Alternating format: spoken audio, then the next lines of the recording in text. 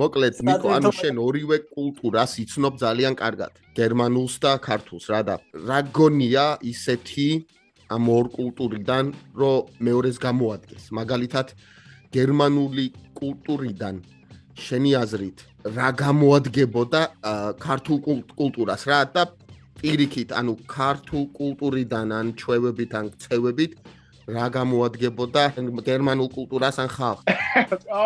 ეგ სათანადო კითხვა. ანუ იცი რა,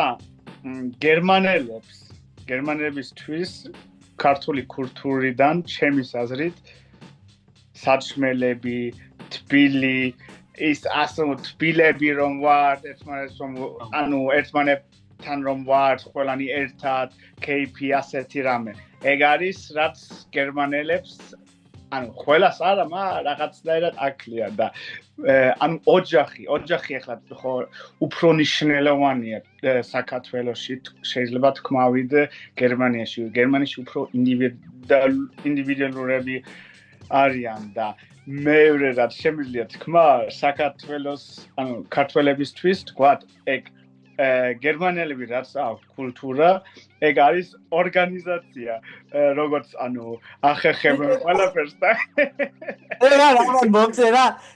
ამან მომწერა მეთქი ჩვენ მზადვართ მეთქი და ამან მომწერა 7 წუთში ვიქნები მზადო ამას ქართველი ამას არ მოგწევს 7 წუთში შანსი არა ქართველმა მოგწევს ანუ ზუსტად გათვლილი ქონდა ტიპს 7 წუთში მზად ვიქნებიო გაიგე კიდე კაი არ დავაგვიანე